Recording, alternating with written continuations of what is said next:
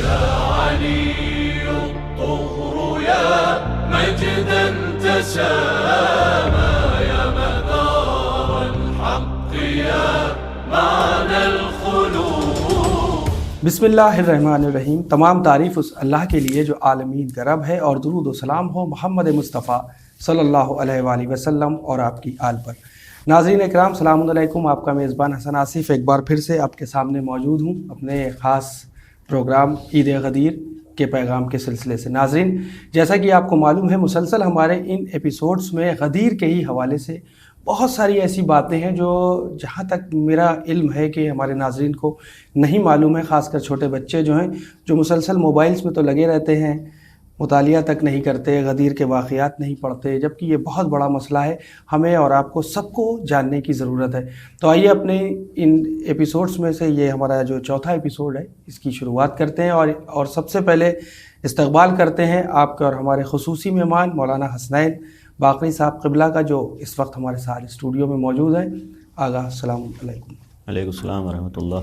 आगा, जो पिछले एपिसोड रहे उसमें आपने मुसलसल गदीर के हवाले से बहुत अहम बातें, जो यकीन जाने के हमको भी, मैं यहाँ बैठा हूँ, मुझे भी बहुत सारी चीज़ें नहीं मालूम थी और वो आपने बताई, और हमारे भी इल्म में थोड़ा बहुत इजाफ़ा हुआ।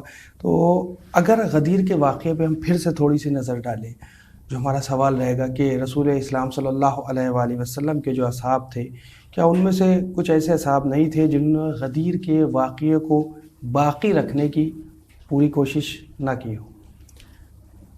अऊज़ु बिल्लाहि मिनश शैतानिर रजीम। बिस्मिल्लाहिर रहमानिर रहीम। अल्हम्दुलिल्लाहि रब्बिल आलमीन वल्हम्दुलिल्लाहिल्लज़ी जअलना मिनल मुतमस्सिकीना बिविलायति अमीरिल मुमिनीन वल अइम्मति अलैहिमुस्सलाम व सल्लल्लाहु अला सय्यिदिल अंबिया वल मुरसलीन व आलिहि तय्यबीन अत्ताहिरीन ला सियमा बक़ियतुल्लाह फिल अर्ज़ीन व लअनतुल्लाहि अला अअदाइहिम अजमईन।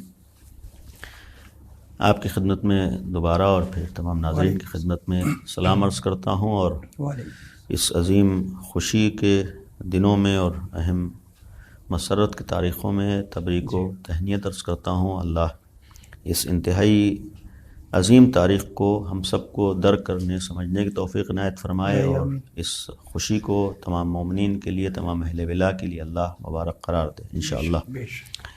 जहाँ तक गदीर की अज़मत का मामला है और इसको असहाब के ज़रिए से, अव्वलन गदीर को एक सिलसिला रहा है जिसने अहमियत दी है, जिसमें से ख़ुद रसूल के जो वाकई असहाब थे, वाकई चाहने वाले थे, क्योंकि रसूल ने ज़िम्मेदारी भी आयत की थी कि जो इस पैगाम को यहाँ पर मौजूद पहुँचाते रहें। तो जो रसूल के बातों पर अमल करने वाले थे, जो रसूल के वाकई मानने वाले थे, ये वाकई जानिसार थे जिन्हें कहा जाए, या हम आज के इस्तिलाह में कहें जो वाकई असहाब पैगम्बर थे, यानी जिन्होंने पैगम्बर की हर बात को माना था, पैगम्बर की तालीमात पर अमल किया था, उस तरीक़े के जानिसार सहाबी बहुत से रहे हैं तारीख़ में।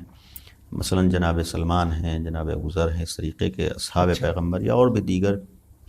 तो एक सिलसिला असहाब पैगम्बर का था, यानी इसीलिए हमारे यहाँ इस तरीक़े के असहाब जो पैगम्बर के रास्ते पर चलते रहे, पैगम्बर के मिशन का जिन्होंने ख़याल किया है, पैगम्बर की बातों पर अमल किया है, पैगम्बर के मुखालिफत नहीं की है, वो हमारे लिए यकीनन काबिल एहतराम है असहाब पैगम्बर। तो उन्हीं असहाब में एक तादाद थी जिन्होंने कुर्बानियाँ दी हैं, जिन्होंने सख्तियाँ झेली हैं, जिन्होंने इम्तिहानात दिए हैं।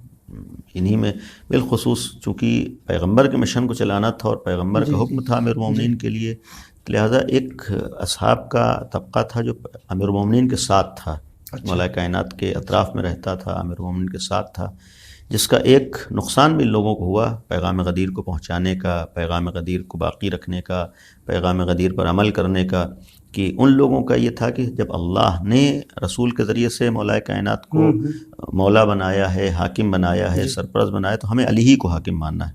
यहाँ तक कि जब मुखालिफतें शुरू हुई या दूसरा रास्ता निकाला गया गदीर के मुकाबले में, या सक़ीफ़ा में जैसे लोग जमा हुए और वहाँ पर खिलाफत का इंतखाब हुआ, चुनाव हुआ, तो कुछ असहाब थे जिन्होंने उसको नहीं माना था।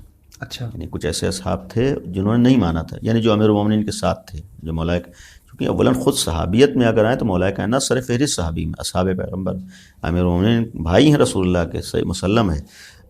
جانشین ہیں اور خلیفہ ہیں، وسیع ہیں، ولی ہیں، سب اپنی جگہ، لیکن اس کے ساتھ ساتھ صحابی پیغمبر بھی ہیں عظمتوں کے اعتبار سر فہرست. تو خود امیر المومنین کے ساتھ بھی ایک طبقہ تھا جو ہر قدم پہ ساتھ رہا ہے. اس ساتھ کا نتیجہ یہ تھا کہ پھر بظاہر جو حکومت تھی اس کی مخالفت بھی ہوئی ہے، اور اس کے نتیجے میں انہیں دشواریوں سے گزرنا پڑا، سختیوں سے گزرنا پڑا، امتحانات سے گزرنا پڑا ہے.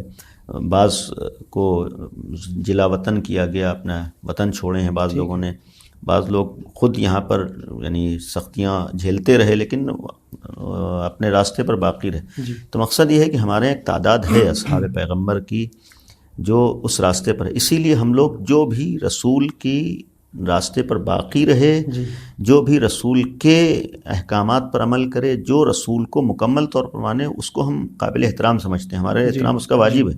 وہ صحابی قابل احترام ہے جو رسول کی مخالفت نہ کرے، رسول کی بات مانے، رسول کے راستے پر چلے، رسول کی تعلیمات پر عمل کرے، رسول نے جو جو کہا ہے اس کے مطابق عمل کرے، جو رسول نے پیغامات پہنچائے ہیں اس سے انکار نہ کرے. تو اس طریقے کے تھے. البتہ اس کے مقابلے میں ایک تعداد تھی جس نے علن مخالفت کی، ایک تعداد تھی جنہوں نے گویا مصلحتوں سے کام لیا. وہ ظاہر سی بات ہے کہ حق اور باطل میں ہر جگہ اپنی ذاتی مصلحتیں نہیں ہوتی ہیں، دینی مصلحتیں ہوتی ہیں.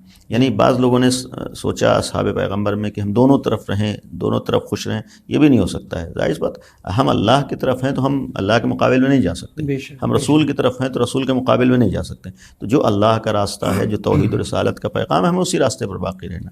تو پھر تین طریقے کے تھے. ایک تعداد ساتھ میں تھی جو آخر وقت تک ساتھ رہے، ایک تعداد وہ تھی جو مقابل میں آ گئی، مخالف ہو گئی، ایک تعداد تھی جنہوں نے چاہا کہ ہم یعنی خاموش رہیں یا ادھر بھی رہیں ادھر بھی رہیں. تو ایسے افراد بھی تھے، لیکن ایسے افراد بھی گویا قابل قبول نہیں ہو سکتے ہیں، ان کا عمل گویا معیار نہیں بن سکتا ہے. اچھا، یہیں پہ کچھ ایک دماغ میں تھوڑا سا تاریخ کو ہم آگے بڑھاتے ہیں، غدیر سے تھوڑا آگے، کربلا کے اس میدان کی طرف، کہ جہاں پہ امام حسین علیہ السلام نے یہی فقرے جو ان کی زبان مبارک پر تھے کہ جیسے اصحاب مجھے ملے، نہ میرے نانا نہ میرے بابا کو ملے. یعنی یہ جو ربط آ رہا ہے بیچ میں کربلا اور غدیر کا، ہم چاہیں گے اس کو بھی آپ تھوڑا سا سمجھا دیں، کیونکہ یہ کانفلکٹ یہاں پر دکھ رہا ہے. اصل مشن کی بات کریں، مقصد کی بات کریں، میں نے درمیان میں ایک دن عرض کیا تھا کہ غدیر یا ولایت ایک نظام کا نام تھا، ایسا نظام جو الہی نظام ہے. ٹھیک ہے. اور اصل اگر ولایت کی ہم بات کریں تو اصل ولایت تو ہم شیعوں کے صرف ولایت خدا ہے. اسی اللہ نے ولایت کا اعلان کروایا ہے یا مولا بنایا ہے. رسول کو اس نے مولا بنایا ہے، امیر المومنین کو مولا بنایا ہے، 12 اماموں کو مولا بنایا ہے. ولایت اللہ نے دی ہے، تو ان کو اللہ کی ولایت ان تک آئی. کس لیے ولایت میں آئی ہے؟ تاکہ وہ ایک الہی نظام محفوظ رہے، ایک الہی نظام چلتا رہے. تو اب ظاہر سی بات ہے اصل ولایت کا معاملہ اس نظام سے ہے، اور ظاہر سی بات ہے کہ یہ نظام جو غدیر میں اعلان ہوا ہے تو قیامت تک کے لیے اس نظام کی حفاظت کا اعلان تھا. یعنی جس دین کو رسول اللہ لے کر آئے، جس دین کو پیغمبر نے اللہ کی طرف سے پہنچایا تھا، جس دین کی تکمیل کا اعلان غدیر میں ہوا تھا، یعنی گویا الیوم اکمل، تو آج دین مکمل ہو گیا. یعنی اب اس دین کو قیامت تک رہنا ہے. حلال محمد حلال الی یوم القیامہ، حرام محمد حرام الی یوم القیامہ. یعنی جو چیز پیغمبر کی زندگی میں حلال ہو گئی اب قیامت تک وہی حلال رہے گی، جو چیز پیغمبر کی زندگی میں حرام ہو گئی وہی قیامت تک حرام. یعنی جو دین پیغمبر کا آ گیا ہے، جسے ہم دین نبی کہیں، شریعت محمدی کہیں، جو اللہ کی طرف سے آئی ہے، یعنی خود نبی کی اپنی نہیں، اللہ کی طرف سے لے کر آئے، جسے ہم اسلام کا نام دیتے ہیں، جو صرف 100% اللہ کی طرف سے رسول اللہ لے کر. اب اس دین کو قیامت تک باقی رہنا ہے. اسی دین کی حفاظت کے لیے اللہ نے پیغمبر کے ذریعے سے ولایت کا اعلان کروایا ہے. یعنی ہمارے یہاں جو امامت کا تصور ہے، 12 اماموں کا معاملہ ہے، یہ اسی نظام الہی، اسی دین الہی، اسی پیغمبر کے دین کو بچانے والے بھی ہیں. انہوں نے دین کو بچایا. اب اصل دین غدیر یا اصل ولایت امیر المومنین دین کے لیے تھا، الہی نظام کو گویا بچانے کے لیے تھا، اللہ کے دین کو محفوظ رکھنے کے لیے تھا. اب اس دین کو بچایا ہے، امیر المومنین نے بچایا، سختیاں آئیں، خود حضرت زہرا سلام اللہ علیہ نے بچایا، سختیوں کو برداشت کیا، امتحانات کو برداشت کیا، جانفشانیاں، قربانیاں، شہادت، یہ ساری چیزیں قابل، تاکہ وہ نظام باقی رہے، وہ ذمہ داری جو عائد کی گئی وہ باقی رہے. امام حسن کے زمانے میں بھی یہی معاملہ رہا کہ ہمیں اس نظام کو باقی رکھنا ہے. محافظ شریعت ہیں، محافظ دین ہیں، اسلام کو بچانے والے، لوگوں کو رسول کے اسلام کی طرف لے کر جانے والے، جو اسلام رسول لے کر آئے تھے اس اسلام کو پہنچانے والے. رسول کا جو ایک پیغام تھا اس پیغام کی حفاظت کرنے والے تھے. تو اب ظاہر بات رسول اللہ نے یہ سلسلے کو قائم کیا، یعنی دین پہنچا دیا اور اس کے دین کی حفاظت کا فریضہ امیر المومنین کے ذمہ عائد ہو گیا، اور پھر یکے بعد دیگرے ان کے بعد کون محافظ ہوگا اس کا بھی اعلان ہو گیا، یعنی خلیفہ کون ہوگا، امام کون ہوگا، وصی کون ہوگا. لیکن پیغمبر کے فوراً بعد ایک اسلام میں انحراف وجود میں آیا. مقصد یہ تھا کہ رسول اللہ نے جو اعلان کیا تھا کہ دین کا گویا مرکز یہ ہے، یعنی امیر المومنین ہے، گویا علی ابن ابی طالب تک آ کر تم صحیح دین تک پہنچ سکتے ہو. محافظ دین علی ابن ابی طالب ہیں، یعنی وہ الہی دین جو پیغمبر کی زندگی میں مکمل ہوا، اس الہی دین کو بتانے والے، پہنچانے والے علی ابن ابی طالب ہیں. لیکن ایک تعداد تھی جس نے وہاں سے اپنے کو الگ کیا، یعنی امیر المومنین سے الگ ہو گئے، امیر المومنین کو نہیں مانا، امیر المومنین کی ولایت کا اقرار نہیں کیا، یا وہی بعض معنی میں کہ معنی بدل دیے گئے کہ اب ہمارے حاکم نہیں ہیں، ہمارے سرپرست نہیں ہیں. تو اب وہ انحراف جو وجود میں آیا، شروع میں احساس نہیں ہوا، شروع میں توجہ نہیں ہوئی، لیکن آہستہ آہستہ یہ انحراف بڑھتا گیا. جس انحراف کے نتیجے میں پھر یزید جیسا ایک دشمن اسلام، دشمن رسول، دشمن دین سامنے آیا، وہ بھی بنام اسلام سامنے آیا، یعنی اسلام کا نام لے کر خلیفہ اسلامی کے نام سے سامنے آیا. تو اصل در حقیقت اگر غور کریں، یہ یزید جو سامنے آیا ہے یہ اسی غدیر سے انحراف کا نتیجہ تھا. یعنی اگر غدیر کے راستے پر باقی رہتے تو یزید جیسوں کی ہمت نہ ہوتی کہ دشمن اسلام بھی ہوں، رسول اللہ کے دشمن بھی، اور اس کے بعد اپنے کو خلیفہ اسلامی کہلا رہے ہیں. یعنی یہ قابل تصور نہیں ہو سکتا ہے کہ جو دین دنیا میں انسانیت کے لیے آیا ہو وہاں یزید جیسے کردار اسلام میں پہچانے جا رہے ہیں. یعنی اسلامی نقطہ نظر سے دیکھیں تو یزید جیسے لوگ انسان کہنے کے لائق نہیں ہیں، نہ کہ حاکم اسلامی بن جائے. تو مقصد یہ تھا کہ اسی انحراف کا نتیجہ، معذرت سے، کہ یہی انحراف غدیر کا نتیجہ تھا کہ پھر لوگ اس طریقے کے سامنے آنے لگے. تو اب چونکہ غدیر سے انحراف تھا تو اب یزید جب سامنے آیا ہے اس نے اعلان دین کی مخالفت شروع کی، اور اس کے جو بعض اشعار مشہور ہیں اور جو اس کی بعض باتیں مشہور ہیں، اس کا عمل مشہور ہے کہ ایک تو اپنے کو اپنے اعتبار سے خلیفہ اسلامی کہلوانا، یہ سب سے پہلا جرم، اور پھر اسلام کے خلاف پیغامات دینا، یہاں تک جسارت کر دے کہ نہ کوئی نبی آیا اور نہ کوئی وحی آئی، نہ کوئی قرآن آیا، اور معاذ اللہ یہ پیغمبر کا ڈھونگ تھا اور پیغمبر، یعنی یہ ساری چیزیں وہ کہہ رہا ہے. تو اب ایسا انسان جب سامنے آ جائے گا تو اب اس کا نتیجہ، اب یا تو دین ایسے لوگوں کے حوالے کر دیا جائے، دنیا ایسے ہی لوگوں سے اسلام کو پہچانے، یہ لوگ اسلام کے لیے گویا ایک آئیڈیل بن جائیں کہ یعنی پیغمبر والا اسلام کیا ہے یزید بتائے گا. نہیں ہو سکتا ہے، یزید کا اسلام سے کوئی تعلق نہیں ہے، وہ اس اسلام کا یزید خلیفہ نہیں ہے.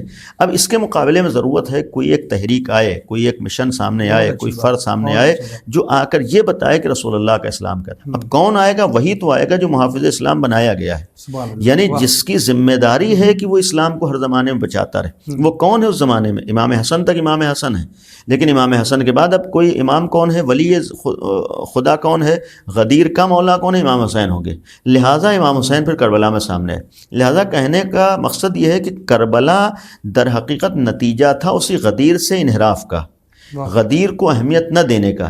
اگر امت مسلمہ نے پیغمبر کے حکم پر عمل کیا ہوتا، اللہ کے حکم کو اہمیت دی ہوتی، رسول کی بات مانی ہوتی، تو یزید جیسے لوگ سامنے نہیں آ سکتے تھے. بے شک بے شک کربلا وجود میں نہیں آ سکتی تھی. بے شک یزید جیسوں کی ہمت نہیں ہو سکتی تھی کہ اس طریقے سے ظلم بربریت کا مظاہرہ کریں اور اپنے کو مسلمان کہیں، نہیں ہو سکتا تھا. یہ صرف غدیر سے ہٹنے کا نتیجہ تھا، چونکہ غدیر میں دین مکمل ہوا، اسلام آیا ہے.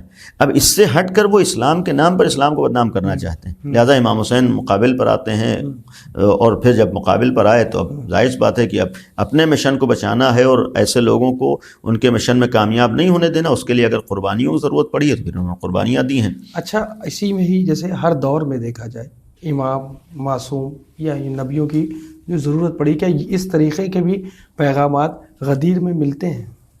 اگر ہم ربط دیں غدیر سے کہ معصوم کی ضرورت، نبیوں کی ضرورت جو پڑی، یا ہر دور میں جو امام آئے، تو کیا یہ اس طریقے کا پیغام ہمیں غدیر سے ملتا ہے، خطبوں سے ملتا ہے؟ خود غدیر کا مطلب یہ تھا کہ ہر زمانے میں ہمارا کوئی حاکم ہوگا. ہاں، غدیر کے معنی میں نے اسی لیے کہا تھا کہ غدیر میں قیامت تک کی ولایت کا اعلان ہوا ہے. 12 اماموں، جو آخری امام آج ہمارے آج بھی امام ہیں، یعنی غدیر والی ولایت آج بھی ہے، غدیر والا مولا آج بھی ہے. یعنی وہ بھی آج اس زمین پر اس غدیری ولایت کا فریضہ انجام دے رہا ہے، دین کا محافظ ہے، امام وقت ہے، حجت خدا ہے، ولی خدا ہے، یعنی یہ سلسلہ آج باقی. تو یہ ہر زمانے میں پیغامات تو پہنچائے جاتے رہے، لیکن مصلحتوں کے اعتبار سے جیسے حالات ہوئے. امیر المومنین نے بھی پیغام خدا کو پہنچایا ہے، مولا بنایا گیا، یعنی دین کو بچایا ہے، دین اسلام کی حفاظت کی ہے اپنے زمانے کے حالات کے اعتبار سے، مصلحتوں کے اعتبار سے. جیسے مصلحتیں تھیں، جیسے تقاضے تھے، جیسی ضرورتیں تھیں، جیسی گویا ذمہ داریاں، تو اس کے اعتبار سے وہی کام امام حسن نے کیا، وہی ہمارے 11 اماموں نے کیا. اب مصلحت خدا یہ ہے کہ یہ فریضہ پردہ غیب سے انجام دیا جاتا ہے. آج ہمارا آخری امام بھی اسی فریضے کو انجام دے رہے ہیں، یعنی آج بھی امام گویا ولی ہیں، امام ہیں، حجت خدا ہیں، یہ بھی اسی اللہ کے دین کو بچا رہے ہیں، یہ بھی اس دین کی حفاظت کر رہے ہیں. البتہ انداز اس وقت یہ ہے کہ وہ پردے لوگوں کی نگاہوں کے سامنے نہیں. انشاءاللہ جب مصلحت خدا ہوگی، حکم خدا ہوگی، وہ ظاہر ہوں گے اور اسی طریقے سے اس الہی نظام کو دنیا میں قائم کریں گے اور یہ الہی دین دنیا میں انشاءاللہ سامنے آئے گا. بہت اچھی آپ نے بہت مفید بات ہے جو آپ نے کہی کہ اگر ہم بات کریں کہ ہر دور میں معصوم یا امام کی ہی ہم بات کر رہے ہیں کہ ان کی ضرورت کیوں رہی. کہ اولاً یہ خود ایک مستقل ٹاپک ہے اور اس میں بظاہر وقت نہیں ہے. میں مختصراً عرض کر رہا ہوں کہ ہمارے ہاں جو اللہ نے معین کیا ہے، نبی بھی اللہ معین کرتا ہے، اور ہمارا عقیدہ ہے کہ نبی کے بعد جانشین نبی جسے ہم پیغمبر کے بعد امام کہتے ہیں، اسے بھی اللہ ہی معین کرتا ہے. تو جو معین کرے گا ایک چیز ہے دین کی حفاظت کے لیے، دین کو پہنچانے کے لیے، خدا تک پہنچانے کا ذریعہ ہوگا، دین کے حفاظت کا وہ ذریعہ ہوگا. تو اب اس کا خود خطا سے محفوظ ہونا ضروری، چونکہ وہ ہدایت کا فریضہ انجام دے گا، چونکہ وہ رہبری کا فریضہ انجام دے گا، چونکہ وہ خدا تک لے جائے گا، چونکہ وہ دین تک لے جائے گا، وہ دین پہنچائے گا. تو اس کا بھی ایک تو اللہ کی طرف سے ہونا ضروری ہے، اللہ کی طرف سے معین ہونا ضروری ہے. دوسرا ہمارا عقیدہ ہے کہ اسے معصوم ہونا ضروری ہے، یعنی صاحب عصمت ضروری ہے، خطاؤں سے محفوظ ہونا ضروری ہے، غلطی نہ کرے. اس لیے کہ اگر خود غلطی کرے گا تو ہمیں کیسے غلطیوں سے بچائے گا؟ خود اگر خطا کار ہوگا تو ہماری کیسے خطاؤں سے ہماری حفاظت کرے گا؟ خود عقل بھی کہتی ہے کہ خطا کار ہمارا رہبر نہیں ہو سکتا ہے، خطا کار ہمارا جب دنیاوی معاملات میں ہمیں غلطی کرنے والے کو اپنا لیڈر اور اپنا رہبر نہیں مانتے ہیں تو پھر پورے دنیا نظام کے لیے، دین کے لیے، اللہ تک پہنچنے کے لیے، دنیا اور آخرت دونوں جگہ کے لیے اگر ہم مانیں تو اس میں پھر ہمارے لیے ہرگز خطا کار کا اسی کو ہمارے معصوم کہتے ہیں. تو ہمارے تو بنیادی شرط ہے کہ جو امام ہوگا، ولی ہوگا، اسے اللہ کی طرف سے معین ہونا. اب ضمناً یہ بھی کہ ہمارے ہاں جو پیغمبر کے بعد جانشین امامت کا تصور ہے، اس میں بنیادی شرطوں میں سے اللہ معین، منصوص من اللہ جس کو ہم لوگ کہتے ہیں، یعنی اللہ معین کرے گا، ہم لوگوں کو حق نہیں ہے کسی بھی اور طریقے سے اسے اللہ اس کو معین کرے گا. دوسرا یہ ہے کہ عالم ہوگا، صاحب علم ہوگا. تیسرا صاحب عصمت ہوگا، یعنی معصوم ہوگا، خطا کار نہیں ہوگا، تاکہ ہم ایک اطمینان اور یقین سے صحیح راستے تک پہنچ سکیں. اس میں کوئی قرآن کی آیت ہو تو آپ بیان کر دیں. یقیناً ایک نہیں، بہت سی اس میں قرآن کی آیتیں ہیں. وہ جناب ابراہیم کی جو امامت کا تذکرہ ہے، وَإِذِ ابْتَلَىٰ إِبْرَاهِيمَ رَبُّهُ، جناب ابراہیم کو جو اللہ نے امام بنایا ہے، امامت، اس میں ایک جملہ یہ ہے کہ لا ينال عہد الظالمین. جس وقت یہ دعا کی تھی خدایا ومن ذریتی، اسی منصب کو، امامت کو ہماری ذریت میں قرار دے، تو یہ کہا تھا کہ ہمارا عہدہ ظالمین، ظالمین سے مراد بھی خطا کار بھی ہیں، ظالمین سے مراد گنہگار میں. ظالمین سے مراد یہ ہے کہ یعنی جو اللہ کے راستے سے ہٹا ہوا. تو اس کے ایک ہم اپوزٹ میں آئے تو یہ ہوگا کہ جو معصوم ہو، یعنی یہ عہدہ پہلے دن اعلان ہو گیا تھا کہ ہمارا جو خطاؤں سے محفوظ ہوگا، جو غلطیوں سے محفوظ ہو، جسے ہم معصوم کہتے ہیں، یعنی معصوم ہوگا اسے ملے گا. دوسری چیز یہ ہے کہ خود قرآن میں بہت سی جگہوں پر ہے کہ جو ظالمین کو خدا نے برا کہا ہے، گنہگاروں کو اللہ نے برا کہا ہے، معصیت کرنے والوں کو اللہ نے برا کہا. یا ہم لوگ سورہ حمد میں دعا کرتے ہیں کہ ہمیں ان لوگوں کے راستے پر واقعی رکھ جو صراط مستقیم پر ہیں، صراط الذین انعمت علیہم، جن پر تیری نعمتیں نازل ہوئیں، ان لوگوں کے راستے پر جن پر تیرا غضب نازل ہوا.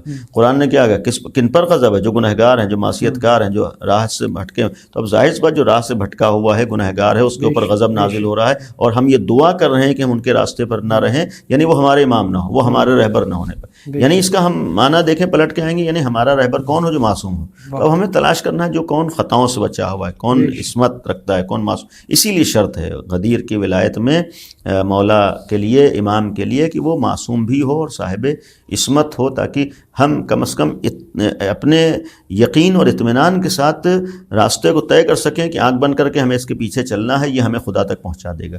لیکن اگر یہ اطمینان نہ ہوگا کہ یہ خود محفوظ ہے تو پھر ہم آنکھ بند کر کے نہیں چل سکتے. بہت اچھی بات، بہت اچھی بات، بہت بہت شکریہ. ماشاءاللہ سے طبیعت لطف اندوز ہو گئی جو آپ کی یہ گفتگو رہی لاسٹ والی قرآن مجید کی جو آپ نے آیت بیان کی. یقیناً ناظرین انشاءاللہ ہم پھر آپ سے ملاقات کریں گے نیکسٹ ایپیسوڈ میں.